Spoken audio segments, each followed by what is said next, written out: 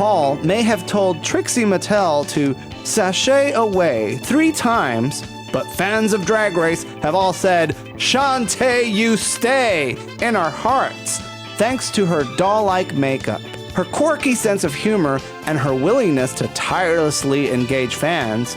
Trixie Mattel has a brand that's piqued the interest of the business world.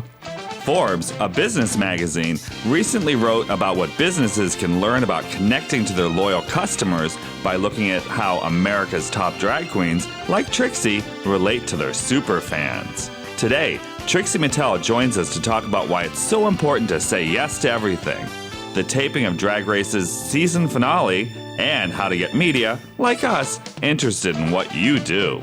Also joining us is business writer Jackie Huba, whose latest book, Monster Loyalty, How Lady Gaga Turns Followers into Fanatics, outlines how the pop diva built her massive loyal following and what she can teach businesses about building passionate customer loyalty. I'm Fausto Fernos. I'm Mark Fillion. And this is Feast of Fun.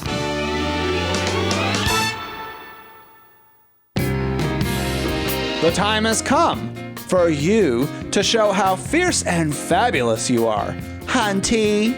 Check out our t-shirts inspired by many great moments in drag in our fashion boutique, feastoffun.com/store.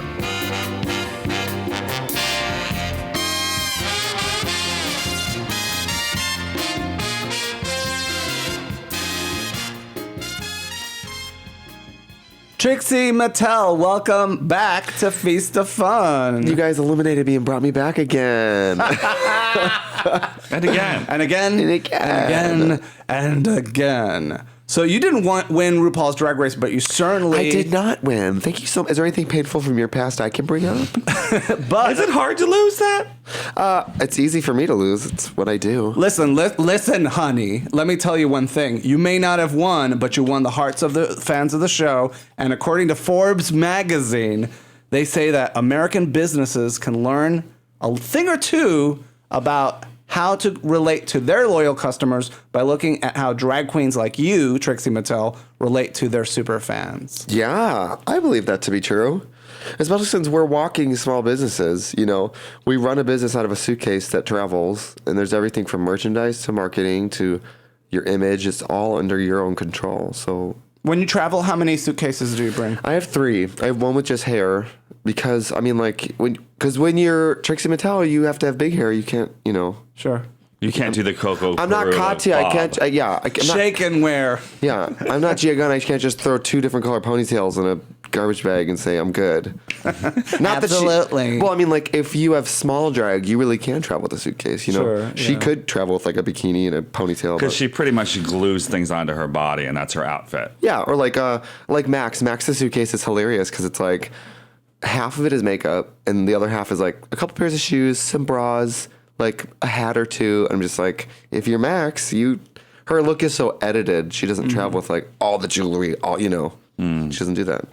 And so when you get to these venues, is there usually somebody to help to take that one suitcase of merchandise and sell it to your fans? Or do you actually have to handle the transaction yourself? Well, most people travel with an assistant who does it for them. You travel alone. I do, yeah. So most of the time, I just get to the club, be nice to everyone, and I try to find someone to help me. Oh, really? You try to sucker somebody? I'll give you a free t-shirt if you work my merch table. Or if I know someone in that city, like last night, Kim Chi was like, I'll do it for you. I mean, that's unlikely that somebody's nice enough to just volunteer, but part of what makes me cheap to bring to the club is I don't have an assistant. So usually the club is happy to provide someone rather than fly someone there. So, or I mean, like when we did the finale for the crowning, when we crowned Violet, yay Violet, I got out of drag and went to the back of the club and set up my merch table and just sold it as a boy myself. People were gagged. I was like, do you think that, like, because some people have a discomfort in creating that monetary exchange. And there was a huge kind of conflict or boiling tension at DragCon, the first convention this year, because some queens were charging for autographs and some were not. And the ones who were giving it away were mad at the ones who were charging and vice versa. Yeah, I mean, for me, I don't have that bone in my body to look someone in the eye and say, you want a photo with me? It costs money. I'm not good at that. I'm not saying it's the wrong thing. I'm saying I can't do it. And I shared my booth with Katya, and both of us were kind of like, we can't charge for pictures and we cannot charge for an autograph. That's crazy. But you guys had to pay for your booth. Yeah, we paid for our booth, but we paid for it, I mean, out of merch sales and stuff like that, you know. Sure. That's what made the money back. But there were some queens who were charging specifically even, like you had to buy their shirt and then it was extra to have them sign it. Like some people were on that level. Some people were walking around with signs that said like free selfies. I think there was one girl whose selfies were $1. And I'm like, at that point, might as well make it nothing. I mean, you know. We'll just do it for fun. I think Raven said that she and Jujubee charged because, you know, Jujubee had to fly in and she said her flight cost $3,000 to get there. I'm like, well, that's an expensive flight.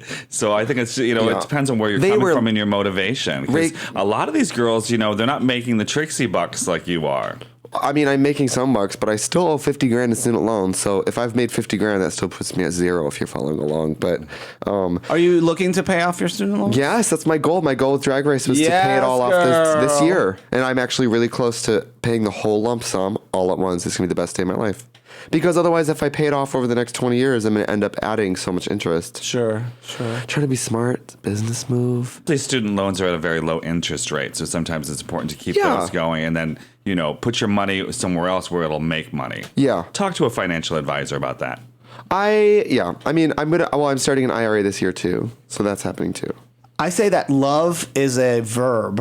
And they can't love you if your fans can't do something to show that love, you know? And they want you to be successful because they like you and they need to create a healthy relationship. You know, today's show, I want to talk about the healthy relationship that we can create with our loyal customers or our super fans.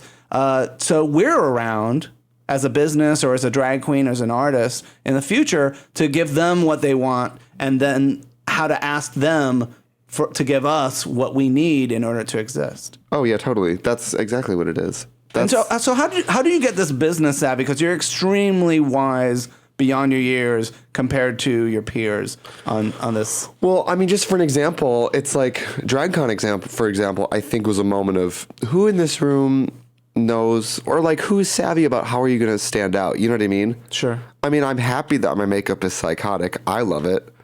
But it also works out in my favor that even if you hate it, it's stuck in your brain forever. You know what I mean? Do you like your makeup? I love it. Yeah. And when other people hate it, I'm like, I always say, if you're not feeling my look, I'm like feeling it enough for everyone. Why does your makeup resonate with you personally so much? Is it really because your dad didn't allow you to play with Barbie dolls, or is there something like really satisfying about looking freaky like that? I like to look like an idiot. I think my look tells you everything you need to know about the performance you're about to see. But it's a weird thing because you're beautiful and you're strange. Oh yeah. At the same time, and it's this push and pull. Like you're sort of the blow up doll clown thing, but you're also this beautiful blonde Barbie doll. You know.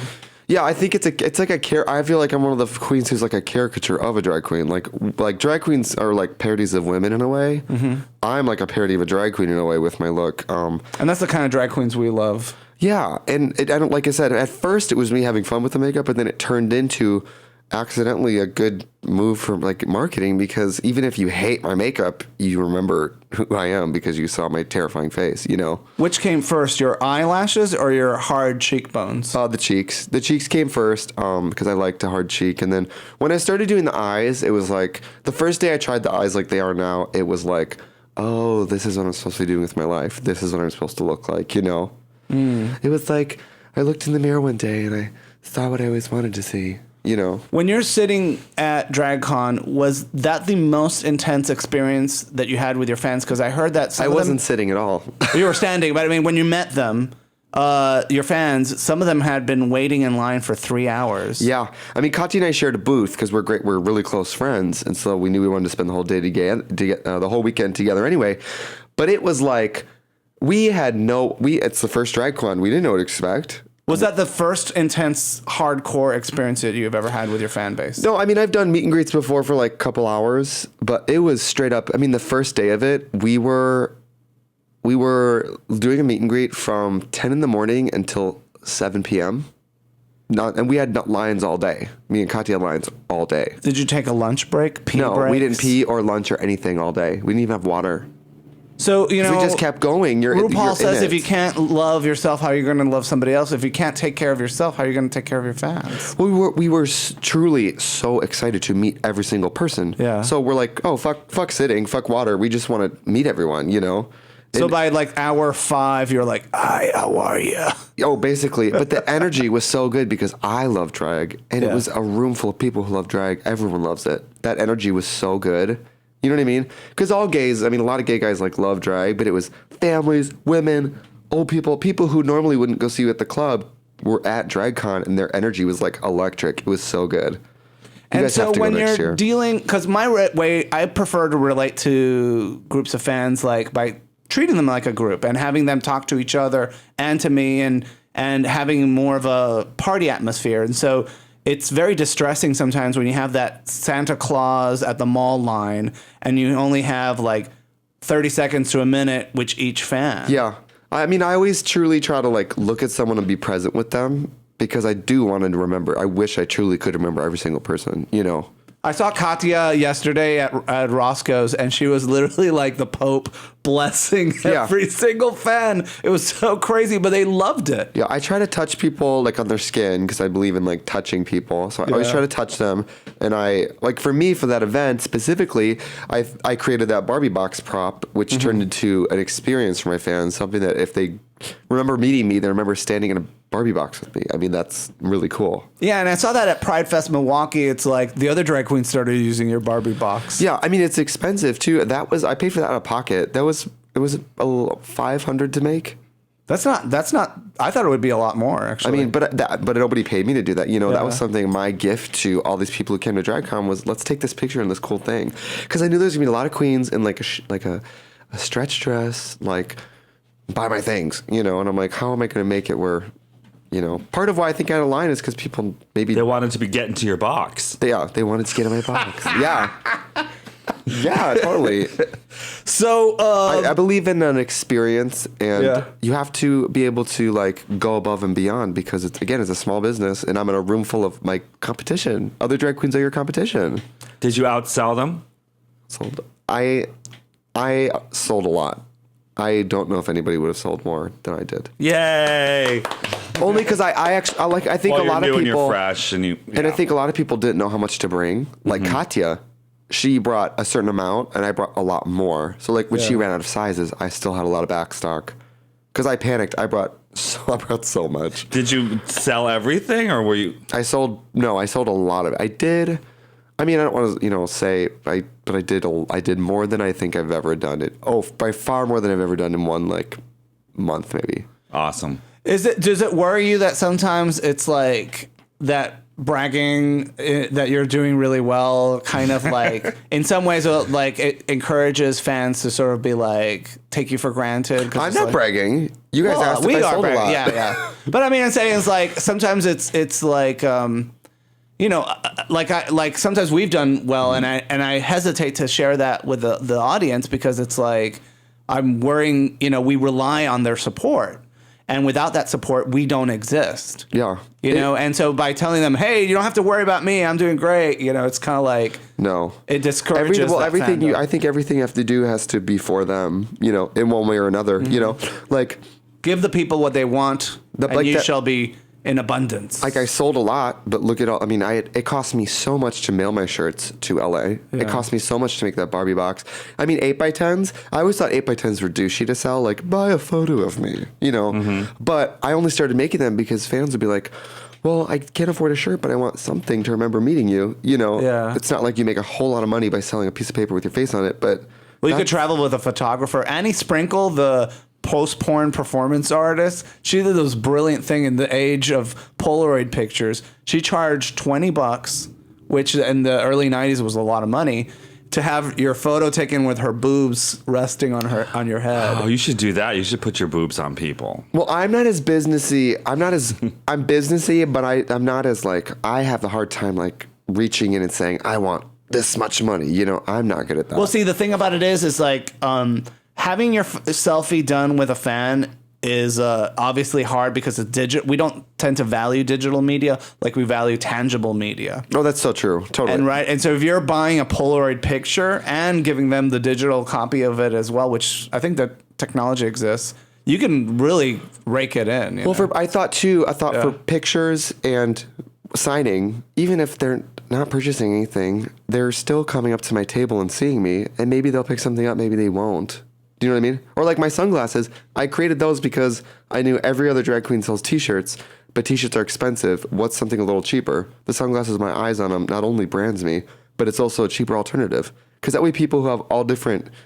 Somebody wants to meet you, they want to buy something. But what I really like about your sunglasses is that they're also a prop and a costume.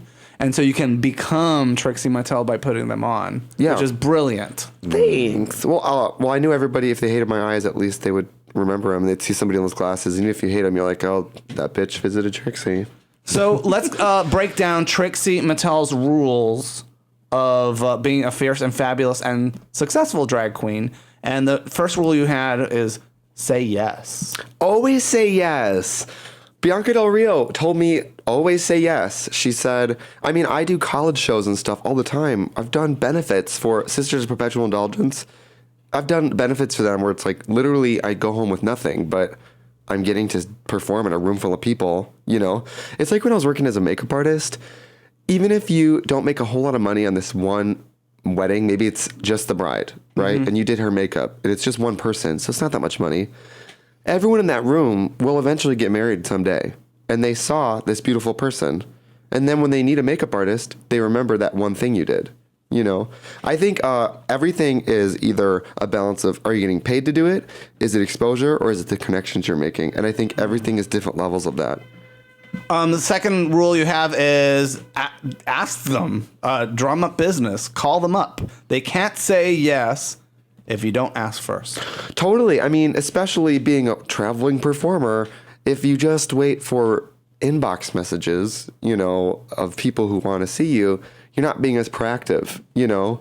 It's that difference between, I mean, like Tiavana at the mall. There's always a guy outside Tiavana giving away samples. I mean, that's a lot more effective than him sitting in the store dusting. Do you know what I mean? And I have to say, with a few exceptions, in the last 10 years of doing this podcast, you're one of the few drag queens that actually was like banging down our door to come on the show, whereas we're usually like chasing them all across town to get them on, you know? And it's like, and it speaks to your idea of, you know, even if you're doing well, you still have to reach out. Yeah. I mean, when I was working too, I used to work as a makeup artist in a mall at a Mac counter. And when we had downtime, are you going to stand behind your counter and like clean things? Or are you going to go on the other side of the counter and ask people if they need touch-ups, ask them if they want to try something? Or like, you have to put yourself out there because there's always other businesses doing what you're doing too. Especially as a performer, you're so replaceable. What was that? What did working at a MAC cosmetics counter teach you about being a good business savvy drag queen? It taught me everything. And again, with always saying yes. If somebody wants their makeup done, but they don't have anything to spend and they're not going to buy anything, even if they can't buy something today, if you do a great job today, when they need these things, they come back to you. I mean, this is real things, you know? And the other thing is at MAC, they were big on a love mark, which is a different way of looking at branding. It's what is that X factor that a business has that makes someone say they truly love it? Like people truly love Starbucks. People truly love Apple computers, you know? And it's a respect and a trust to the company because it's an understanding of I give you this, you give me this. And it's consistency. And it's quality. Exactly. That's how I think of, like, what is branding? I think of it more love mark. What makes you truly love an inanimate thing like a business, you know? And what is that then? Is it just, I mean, delivering something good, but everybody's definition of good may be different. That's why there is Dell computers out there. Yeah.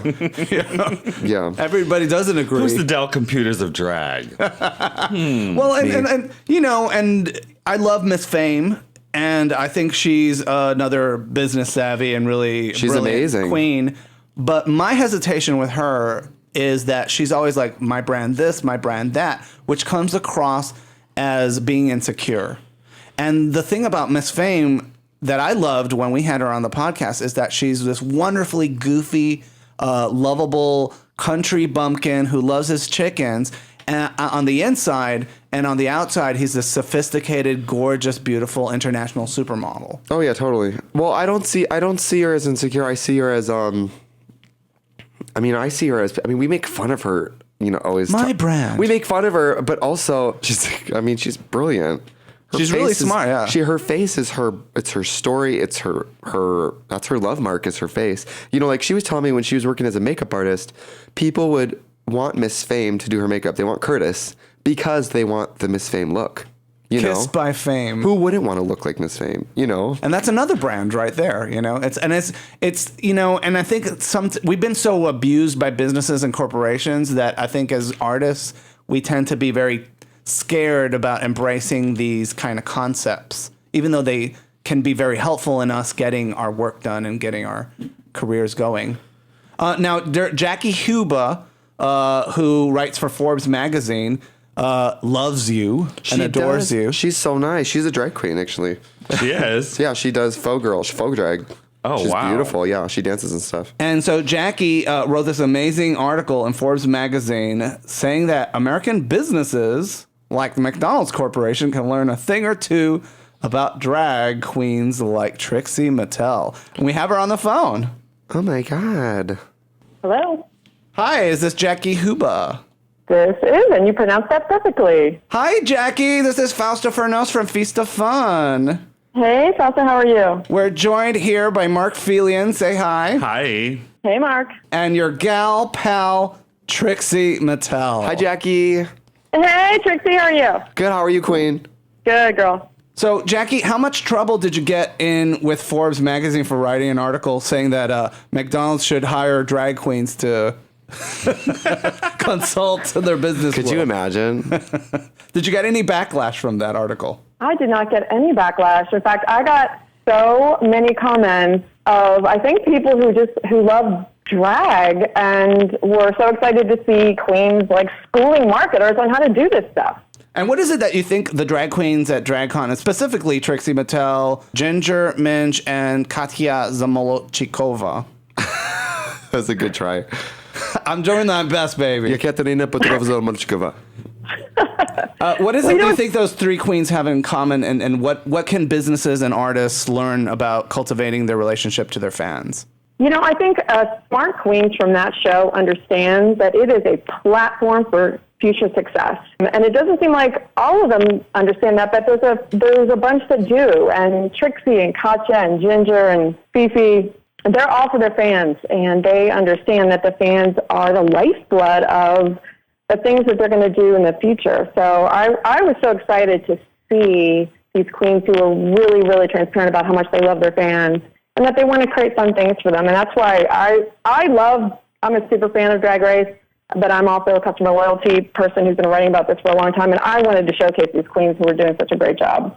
What companies do you think would benefit from this? Should McDonald's or like Apple hire Trixie and say, hey, give us some ideas? Why is that making you laugh? I'd be happy to host a workshop where we bring in marketers and drag queens and have the drag queens teach them a thing or two about interacting with people. Drag queens interact with people every night, every day. And I think a lot of marketers, they're kind of in their offices and in the corporations. They're so disconnected from fans. And I think that's why these queens get it. My last book was on Lady Gaga, and she gets it too. And that's why when I saw the drag queens doing it, I thought it was quite amazing, and I wanted everyone to understand. Do you think that's why Miley Cyrus all of a sudden was like showing up at DragCon and the finale is like, let me pick up a few tips from these girls? Well, I really think she's a super fan. Yeah.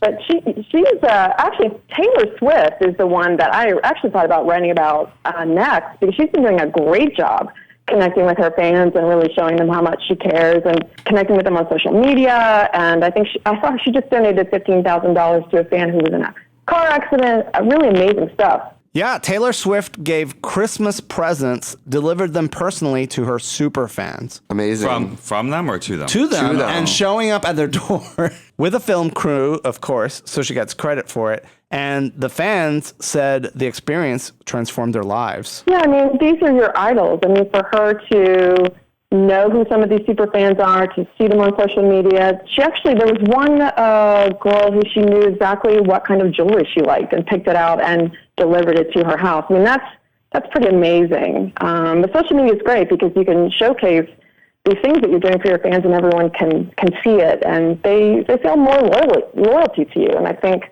she's doing a great job. She's killing it. Well, she certainly learned her lesson because in Nashville, what was it, about 4 years ago, they found a dumpster full of fan mail that was unopened to Taylor. And it was like somebody opened them up and posted all these letters gushing to Taylor how much they loved her that were like never read. So, I mean, she probably can't read them all. She's, the Beyonce of that's what preteens. shredders are for. I mean, I think the big thing too is, and you could probably agree with this too, Jackie, is for performers, we would rather, from our beginning, walk on stage and have an amazing audience that's tipping us not at all. Mm-hmm. I'd rather have a packed audience that's screaming their faces off and have them not tip me than have 6 people out there and have them each tip me $100. Oh, I have student loans, so maybe I would take that second one. But you know what I mean? If they tip you nothing, but they give you that fantasy and they are with you in that performance, that's more important than, we all drag queens come from where we would prefer to have that. So maybe that's where our fan appreciation comes from. RuPaul says, don't be throwing no shade. I just want to get paid. You remember that song, right? Well, the great thing, Trixie, is that they love you and they're going to pay. They're going to pay to see your new one-woman show, which I'm hoping that we'll see soon. Yes, it's going to be amazing. You're working on a one-woman show? I am. It's called Trixie Mattel, ages 3 and up. It's going to be great. And it's about your life from the age It's my life from ages 3 and up, yeah. Growing up in an Indian reservation. Well, I wasn't like in a teepee or anything, but yeah, pretty much. But again, tying into branding too, or like a love mark, when I was like, I need to think of a title and let's relate it to... I could have said Trixie Mattel, my life up to now. That's, ages 3 and up ties into the toy thing, Jackie, are corporations not getting the idea that you just have to be nice to people? I mean, it seems like a very odd thing to say. Why not just, smile and make people happy? And I don't understand why it's so hard to convince people to just be kind to each other. It's because you have a lot of folks in the company who are trying to make money. I've been on this loyalty thing for a long time, and when you're trying to monetize and make money from folks, and you don't understand that there's goodwill that you have to enable, here you have to engender with your customers, and that over the long term, if you can keep those loyal customers coming back versus keep spending money to get new ones, you're going to be better off. So I think, unfortunately, we see a lot of companies chasing new customers all the time. They don't give a crap about their current customers. Lots of churn and burn with like cell phone companies and things like that. So when money gets in the middle of it, that's when people and customers don't get treated well. So there's great companies out there like Southwest Airlines that I love, and a lot of great companies that get it, but there's a lot that don't. And so, as I said, that's why I kind of wanted to showcase these ideas that drag queens were doing, and that marketers better pay attention, because I think that with social media and being able to connect with customers in real time, that's where it's at. Mm-hmm. And they need to understand that.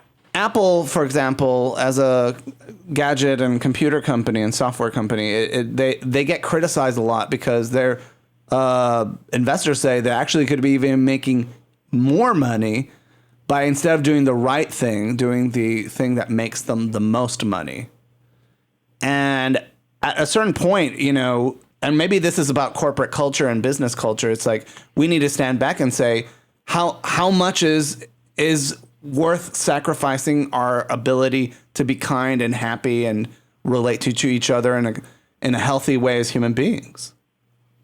Yeah, I think, I live in Austin, and you look at companies like Whole Foods, who was started here in Austin, and they're an amazing company, a giant company. And when they first started, their entire one store got flooded, and they lost all of their merchandise. It almost closed, and the community in Austin back in 1981 came in and helped them and gave them money and loaned them money. We had a flood in Memorial Day that wiped out a bunch of businesses down the street from me, and Whole Foods came out and loaned $1 million to all those little shops and restaurants that needs money, and what goodwill that did for the entire community. So we see a lot of companies out there who totally get it and understand that if there's a bigger good and if they can contribute to it, people will love them. So there are a lot that get it, but some that don't. So what advice would you give to drag queens that don't get it, in terms of like, why aren't they loving me? What can I do to keep it real, relevant, and relaxed? Yeah, I just think, if you don't have an audience, you're not going to be around for that much longer. I mean, that's why my last book was on Lady Gaga. She totally gets that she wants to be around for the next 25 years, and her main goal besides creating art is to create a fan base that sticks with her forever. And if she can grow that base and cater to the super fans that keep growing that base, she's going to be successful. And I think she's a great model for drag queens to look at. It's the exact same thing. How do you nurture those super fans? How do you keep connecting with them? How do you keep creating new art that they love? There's so many ways to connect with them in person and online. In fact, I think, the NFL does like this boot camp for new rookies. I think that World of Wonder should do like this drag queen boot camp for 101 girls. Every time they come to the show, they have to go through like how to survive after Drag Race. But they understand like how to build this, as Trixie was saying, this small business that is your drag career. Is it changing? I mean, because you also dress up in drag and perform in clubs yourself. Is this success that drag queens, it's unprecedented, the success that drag queens are getting because of this TV show, and also I think also because of the internet. Is it changing the way drag queens manifest themselves, or is it some people say it's a Drag Race is ruining drag because it's turning it into a money game. Oh, I think that's crap. I think the show has brought drag to so many people who would never have experienced it before. I mean, before Drag Race, I didn't know that much about it except for just RuPaul. And now I'm a biological woman. I'm a super fan. I do drag. I absolutely love it. And I think, now you're seeing this moment in time where drag is being completely accepted by so many different facets of society. I mean, Shangela was in a Facebook commercial on television, for Pete's sake. I think, and their ability to create these one-woman off-Broadway shows, and now you have all these girls from season 7 who are hitting the Billboard charts with their, wow, these are giant businesses, and I think it's fantastic, and I think they're sort of the new celebrity, and I'm so happy that it's happening for the girls. Did Shangela get her Facebook account suspended for not using her real name?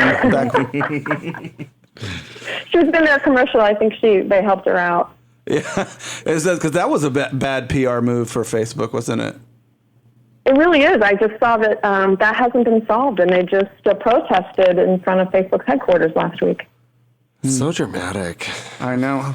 Jackie, I want to thank you so much for writing about that and sort of creating this really mindful article about drag queens. Forbes magazine is really kicking butt, I have to say, as a brand and as a blog. I read all you guys' articles all the time, and it's like, for a business magazine, you guys are extremely broad in your politics and your mindfulness, and you cover a wide range of topics. It's really great work. Oh, thanks. I mean, it's so great that they allow us to have, this little soapbox that we can talk about the stuff we love.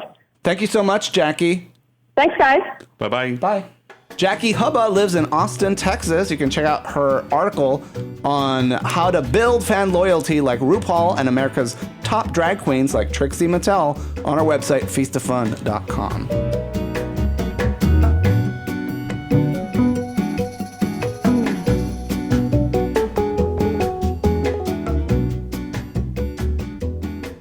So, Trixie. Yeah. Back to Drag Race. Sure. You were eliminated twice. Yeah. 3 times, actually. Didn't she tell you to sashay away during the finale, yes, too? which I was actually happy about. I was like, I'm the first one to sashay 3 times. That's great. Let's talk about the finale here. So, were you had a reaction when RuPaul, or who was it that stole your Neapolitan... Candy Ho. Candy Ho's joke, well, it was your joke, describing your makeup as Neapolitan ice cream. Well, it wasn't my joke. I didn't make that up. It was your ex-boyfriend's joke.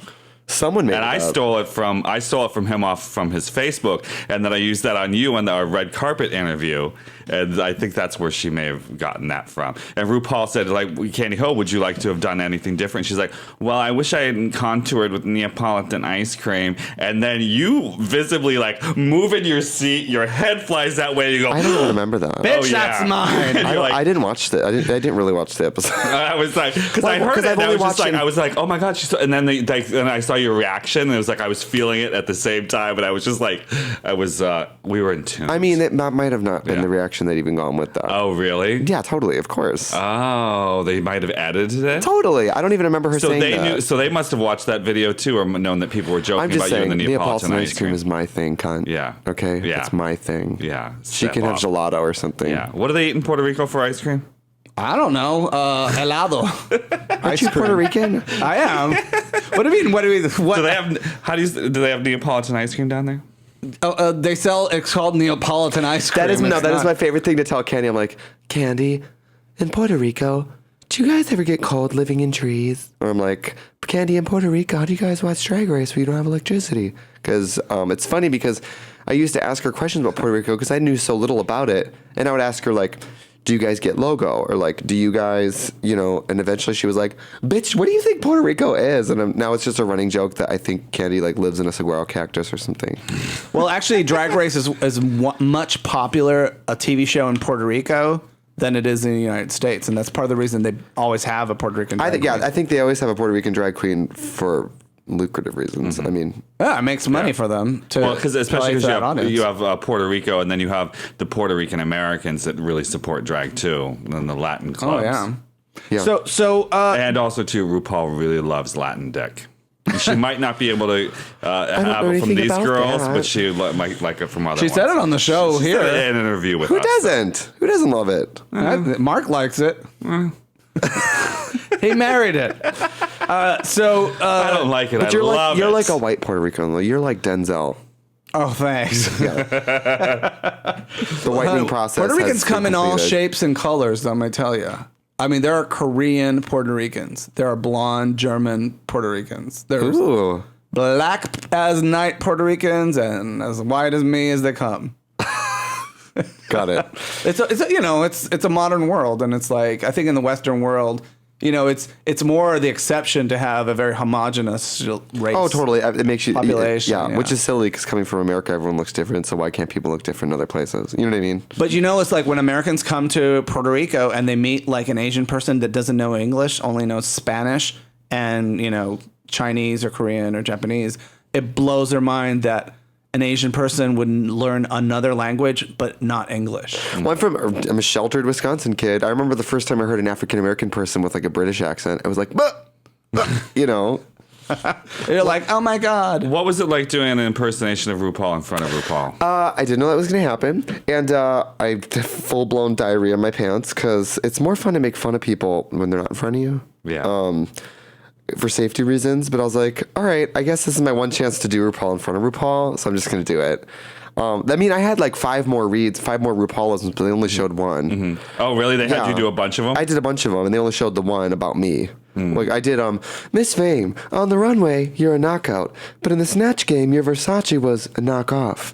Which I thought was really funny, but they didn't show it. And then I just said, Katya, you're an alcoholic. No, that's it. But obviously they wouldn't show that. But I hear that you do a really good impersonation of me. Do you want to hear it? I do. Okay. Bloop. Hi, honey. Today we have kimchi, Korean American drag queen, honey. That's pretty good. And then Mark's like, Hunty, get this T-shirt. Mark has like the more like calm, like books on tape voice. You have my day job. You do. You have that little like rich coffee voice. And but yours is easy because it's just yours has a lot of range. Yeah. You get excited. I'm like Lenny. You're from Latin and excitable. Hi everyone. Yeah. Yeah, actually, I was working on Lola von Miramar's Cooking with Drag Queens episode, and in the beginning, I go chicken, like for no reason. I'm like, why did I do that? Yeah. Do you have like watching yourself on television, and Do you imitate yourself? Is that No, what you're saying? do you ever like say, why did I sound that way, or why did I do that? That was so stupid. What a bad Every day decision. of my life. Well, no, not really. Honestly, what I will say about Drag Race is I came across as I really am in person. Less funny, I think, but that's pretty much my personality is what they showed. So what kind of, do you have any regrets about the show? No. No, there wasn't No, I mean- sometimes you're like, I wish this had happened this I mean, when I got way, eliminated, and that sucked in the moment, but hindsight, the Justice for Trixie thing and everything involving that worked out in my favor, so. Were you surprised that Violet won? No, not at all. Why did you expect her to win? Because if you think of it, it truly is Olympics of drag. If that's what you think of it as, she never lip synced. She had a lot of wins. She was always at least, her lowest moment was she almost lip synced once in the Despy Awards. That's it. She was bottom 3. She never lip synced. She had amazing challenge wins. And what was the other reason? Oh, whenever she was faced with something she wasn't comfortable with, she ran full speed into the flames anyway. You know, she's like, I'm not a comic. I'm not an actor, but that's what the challenge requires, so I'm going to do it. And But so did that's you. Superstar. You did that too. Yeah, but I guess they just didn't like it. But you also studied The trade comedy didn't and like the acting, session, so I was gutted, but I didn't die. I was crystallized. Well, is there this weird phenomena that they kind of want to be able to say they discovered you because if you're on the show going, I studied this and I'm a pro. At Well, it's this, like I'm a double-edged really good," sword because right? it's like on one hand, if you say you're good at something, like I said I like comedy, and so when I wasn't the funniest one in episode 4, they like extra punished me for it. But if you say you have no experience in it, then they can either punish you for not being prepared or award you saying, we didn't know you were going to turn the party because that's not really your thing, you know? So it's whatever they decide in that moment, you know? So I'm not a runway girl, but all my runways were cool, I thought.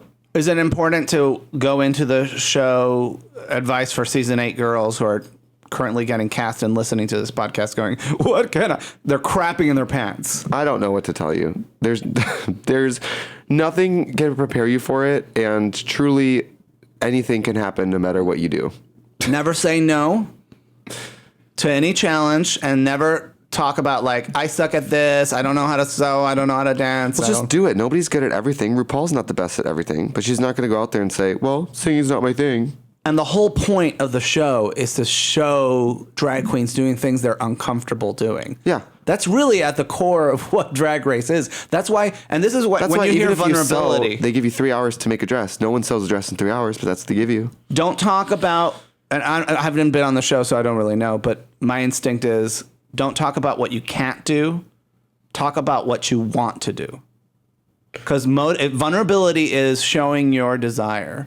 And vulnerability makes queens like you and Katya endeared to the fans because we understand why you're doing the things that you do. Well, it's like I'm not really a dancer. I mean, I took dance classes, but I'm not a great dancer. But when it came time to dance, I'm not going to be like, it's not my thing. I was like, yeah, I'll dance. You know, What was it like? So you got eliminated, then they brought you back. How long was that period between those things, and what the hell did you do? I went home for like 6 days. Went home to Wisconsin? Yeah. And then they flew you back? Yeah, I went home for Did like 6 days. you know you were going to come? Did you know? They told me at the airport that I'd be coming back to film more things, but they didn't say what it was. Okay. So they said I'd be doing a pickup interview. So they told me I'd be coming. They just said I'd be coming back. They didn't say what for because it's very confidential, you know. But I went home, like, got lots of sex and went to a bunch of my favorite restaurants and then went back. Did you have to bring all your costumes back? All of it. And they were like, make sure you bring your costumes with you? Yeah. Well, that was a bummer because fans and stuff were always like, well, Trixie got to skip challenges. I'm like, do you think it's fun for me to skip Snatch Game? Do you think that's enjoyable? Well, they didn't want you to do your Anne Frank. I don't know anything about that. Off the grapevine, I heard they was like, don't even bring it. Yeah, I don't know. Well, if you got to do Snatch Game, who would you have liked to do? I had a bunch of stuff ready. I had a RuPaul ready. I mean, if you go on YouTube, my YouTube channel, Trixie Mattel, you can see my RuPaul.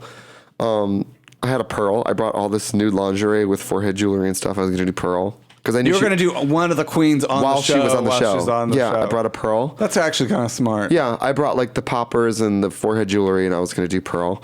And then, Are you saying Pearl does too many poppers? I don't know. I mean, I've seen numbers where she uses a poppers prop, but I don't know if it's real. You never know. And then I also brought Lana Del Rey. I mean, I had a bunch of stuff ready. Wow, that's fantastic. I was also going to do Versace. That's not true. You were? That's not true. No. 3 Donatellas? No. Are any thoughts on getting plastic surgery to look like you're like so down to earth, and you don't strike me as someone who would ever get any plastic surgery? Well, I don't think getting plastic surgery means you're not down to earth. I think that you're shaming people who get plastic surgery right now, Fausto. I'm just kidding. Let's talk about this. Are we shaming people who get plastic surgery? Well, no, I think by saying they're not down to earth? I think being down to earth doesn't mean you can't get plastic surgery. Yeah.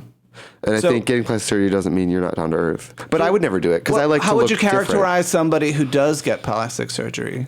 They have something they want to change about themselves, and they change it. Depends on what And they're change doing it. and why they do it, you know? It just seems to me like, Not all plastic surgery is the same. people in show business, you can break down the plastic surgery into two camps. It's like this is part of my costume, and then this is me just trying to hold on to my youth. Well, I there's see it also these drag queens that get a little bit of money in their pocket, and they're like, okay, it's time to plump everything. I think of it as a body modification. Yeah. Piercing your ears, getting contact lenses, dyeing your hair, that's all body modification too. And people do that every day. So I don't think it's a big difference. How much does it matter what you look like, since it is still a performance and you have a theater background and makeup is just one part of the theatrical training you have? I think the look is important because it supports what you're doing. I think the look should tell the story of who you are. Because in theater, the makeup and the wig and the costume can tell you everything from, is this person healthy or sick, old, young, rich, are they funny, are they shy,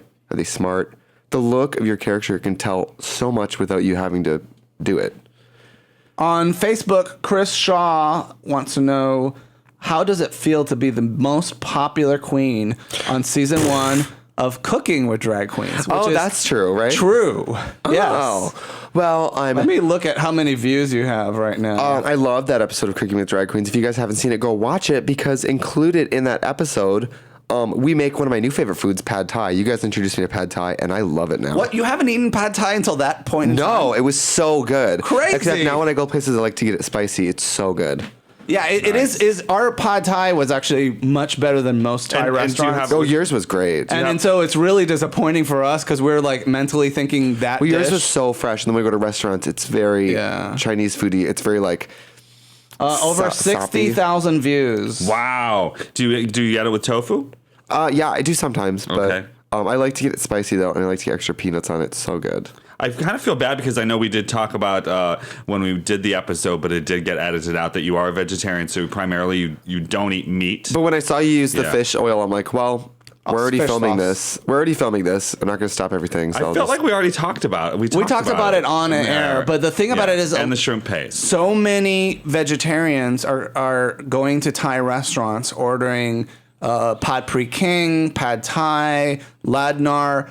Pretty much every dish, even if they say it's vegetarian in a vegetarian restaurant, is made with fish sauce. Right. And there is a vegetarianism where it's like you don't eat like meat, but if you have like a meat byproduct, They or call them something like that, pescatarians. then that's okay. But And like I have if you to eat butter, I want to apologize to all the vegetarians out there Right. because, like especially LGBT people, we're very sensitive in having our sexuality shoved down our throats.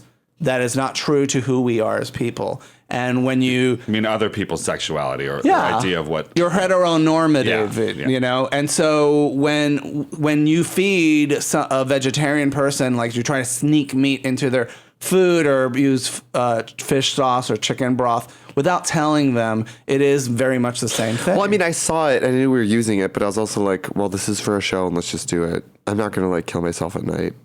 Well, you could have said something. I would have been like, "Oh, we don't have to use it." Yeah. Oh, well, I don't cook. I was like, this is your thing. I'm so sorry. But if you go to a Thai restaurant, they are putting fish sauce in it. Yeah, I don't know. I think when people get really like uptight about it, they just want attention.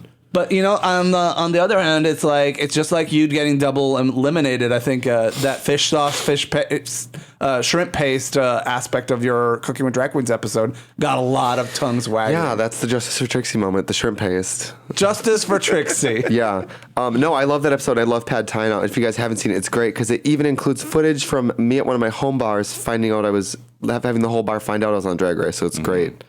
Yeah, how have they been? I mean, because you performed at Pride Fest, which the year before that you couldn't even get arrested at the door, and now they're like featuring you as the top queen. Well, yeah, I mean, it's a great experience. Milwaukee, if you guys have never been, literally has one of the best fucking prides in the whole world. It's amazing. Because most cities, their pride is just, we're going to shut down the street with the gay bars and like sell popcorn.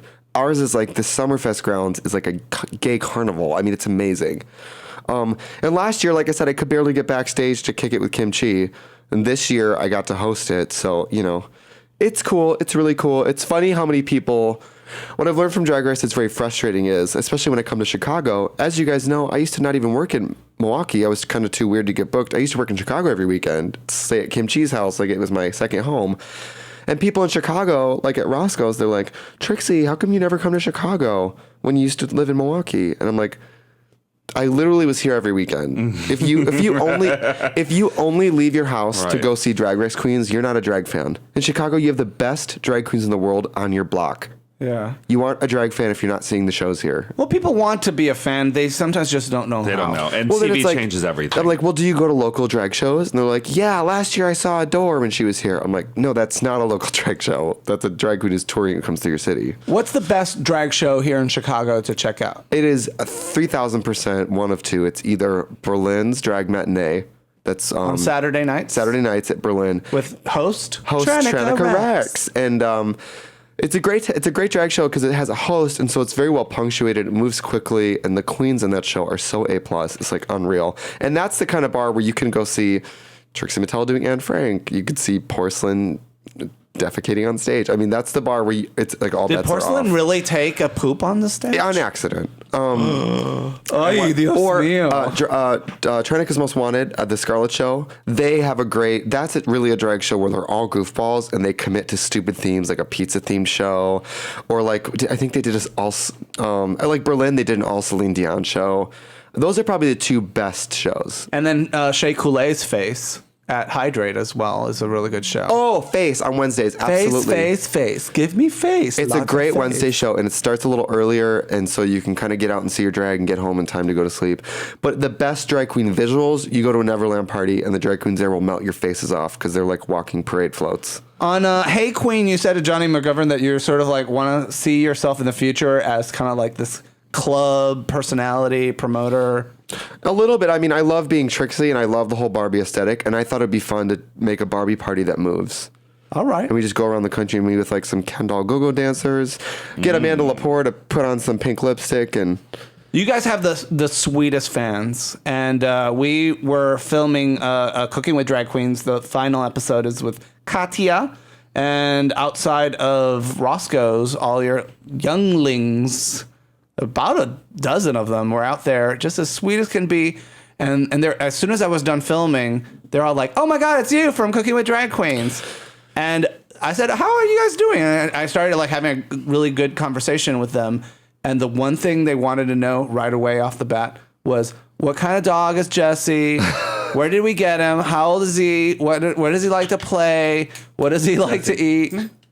it never fails to amaze me the specificity and like love you feel from fans, especially underage fans. Because I have a higher tolerance for underage kids than I do drunk people, so I'd rather go kick it in the street with 18-year-olds. They're great. I mean, they're great. Where were you guys when I was in high school? I know. I was like, you guys are cool as hell. You weren't on TV. And also, shout out to their parents for letting them go stand in the street outside a gay bar. I mean, that's great. They might They not. probably were at the library. Oh, like yeah, I they were was. studying. I mean, they're great. And Katya and I both have a huge passion for underage fans. So you will see us any city we're in standing outside. Well, Katya's a chain smoker, so she's outside no matter what. But We got a ton of questions for you, and let's try to Sure. get to some of these. Andy Farrister. hi, Andy. How do you, Miss Mattel, feel about queens releasing LPs when we all know they can't sing? I'm all for everyone sharing their songs, but it seems like drag queens are quickly moving out from sinking to singing. What up with that? I'll just say I saw Miss Fame perform at Roscoe's last night, and even though she didn't lip sync on the show, her lip sync to her song last night was pretty unclockable. No, I don't know. It's their thing. It's their choice. I don't sing, so I sing a little. You were a musician with a guitar. I know. The first time I ever met you. That's different. I'm not, as a drag queen, I'm not going to put out a single because Trixie Mattel doesn't sing. You know, you could serve up Gem and the Holograms realness so effortlessly. Live your life, but also I think it's maybe not a smart choice to throw yourself into something that you're known for not doing well. If you're not a known good singer, if you're Adore or Courtney, make an album. It makes perfect sense. If you're somebody who's not a singer, why are you going to turn around and release an album? That just doesn't make sense to me. One idea that I'm kind of interested in exploring myself is I understand that like you can pitch shift and modulate your own voice digitally to sound like a squeaky chipmunk or a doll, you know? Well, it's just like if you're known for smelling like shit and having body odor, are you going to release a fragrance? Do you know what I mean? Flozzy Da by Pearl. Flozzy Da by Pearl. It smells like poppers and daddy issues. Ray Garcia says you should do a comeback Queens tour with Kenya, Shangela, and Carmen.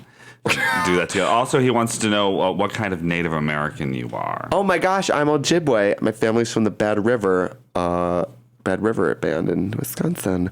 I wouldn't do a comeback queen thing because none of us have succeeded at coming back and staying. But is it okay for us to talk about your audition video? I don't know. So there's something you did in it that was really crazy. What's that? I think I probably sealed the deal. You went, "Hey, how are you?" Hey, ho.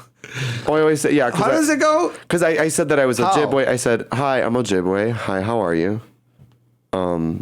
I guess that's funny. It was meant to be like, hey. This is a little known fact. What? At the end of my video, I said, don't think I've told anybody this. I said, "Hey, and if you want me to show up, why haven't you guys had a Ginger Pit Crew member yet?" And that was like my tag at the end. And then I showed up and Bryce is there, and I was like, ah. Wasn't he hot? Are you kidding me?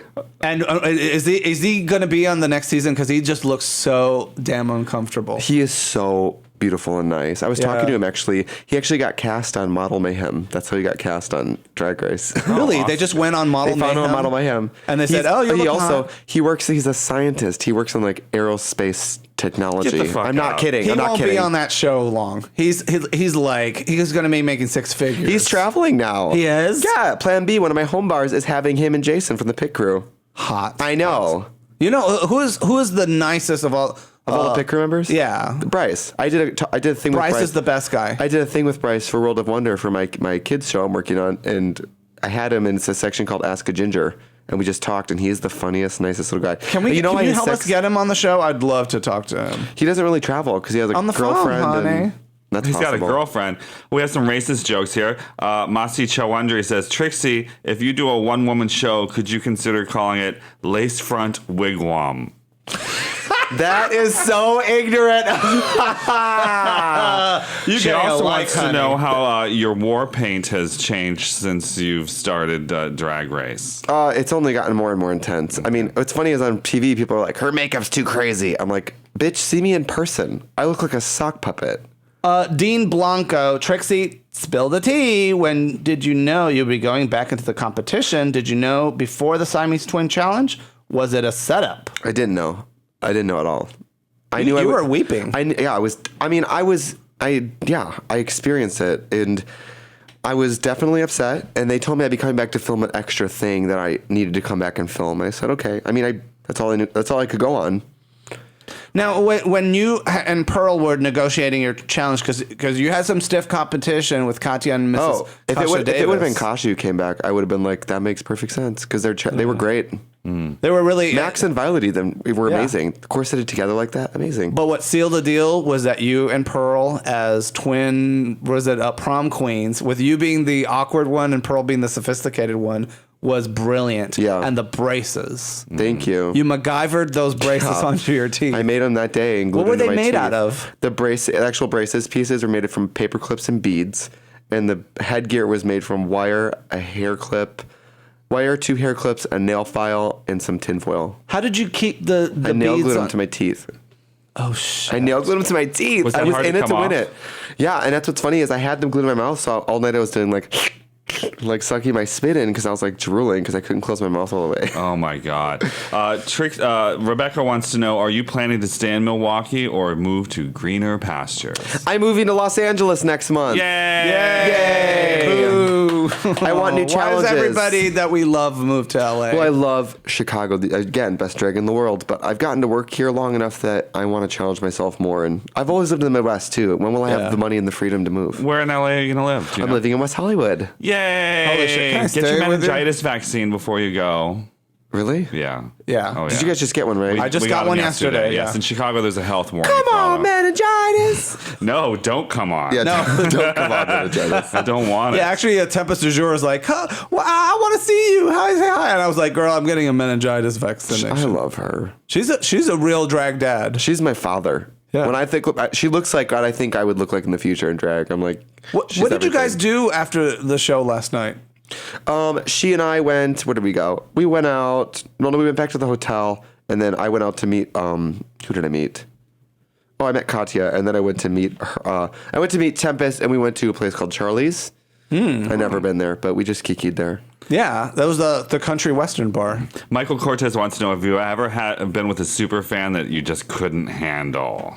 No, you know when I can't handle it is sometimes I feel uncomfortable when people start crying because they're so excited. And then I don't know. One time I was at an H&M and I was checking out, and the guy, the cashier, looked up, saw me, and put his hand on his mouth and just started crying. He was like, "I'm so sorry." Does it make you feel ugly when they do that? No, I was just like, I love Trixie too, but that's a lot of feelings, and I don't know how to comfort you right now. And then his manager turned to him at H&M and said, "Get your shit together," because he was crying. Because he was crying. Oh, that's Sounds funny. sweet. Hoorah01 on Reddit says, when is Violet Chachki coming on the show? Honey, we got Trixie Mattel, okay? But yeah, if you guys want Violet or anybody, tell them. Justice or Violet, a lot of people perceive her to not be such a nice person, and when you guys talk to her, you're going to realize she is so cool and smart and nice. I can't wait. But listen, open invitation, Hunty. Yeah, just don't do it at 2 a.m. in the morning. It's Pluto. Plus, she's my rich friend now, so. Yeah, she has $100,000. Yeah. You're buying dinner, girl. Yeah. What's your favorite Barbie doll of all time? Oh, I have a couple different ones. Happy Birthday, Ken. It's really beautiful. She had a really cute little present in her hands. Also, Barbie, they just came out with a new one. It's Barbie and Ken together. It's date night, Barbie and Ken, and they're just really cute. Really, really cute. That's probably my two favorites, I think. Also, Goddess of the Galaxy Barbie, amazing. Look it up. Don't forget Earring Magic Ken. Earring Magic Ken, come on. That's actually with a cock ring. In my One Woman show, I talk about how I always wanted a Barbie, and my mom, she didn't get me a Barbie. She bought me a Ken to like compromise, to make it a boy. And I used to fuck that Ken all the fucking time, every night. I had a G.I. Joe. Oh yeah. God. And I'm like, you probably made me more gay, Mom. Just, you know. Fred Planty, your aesthetic and character are so specific. Is this thing always on your mind when picking outfits and performances? Or do you dream of alternate personalities and realities? I do not, actually. Well, my favorite drag queens are like Coco Peru, Lady Bunny. I like a consistent look and a consistent character. So whenever I'm shopping or making new hair, it always has to look like Trixie would wear it, you know? Trixie, thank you so much for taking time. I know you're super crazy busy. You're rushing right now to go put on your makeup for tonight's show. I'm going to go jewelry shopping with Kimchi, duh. And then, but are you performing tonight? Yeah, I'm at Roscoe's tonight. Girl. And I'm back for Neverland on the 28th for the Bougie Ball. Fantastic. Check out Neverland parties. Yeah, I believe it's the 28th of Pride, so it's the Pride weekend, not Pride Fest weekend, Saturday. So if you want to find out about it, go to Facebook Neverland Parties. Yes. And, of course, get your Trixie Mattel t-shirts. Yeah, come to TrixieMattel.com. We have t-shirts. The tank top is everything. It's amazing. Get it. We have sunglasses, and we even, if you want something free, we have a free downloadable coloring book. That's right, bitches. And remember, folks, you can watch Trixie Mattel's episode and subscribe to our YouTube channel, youtube.com/feastofun.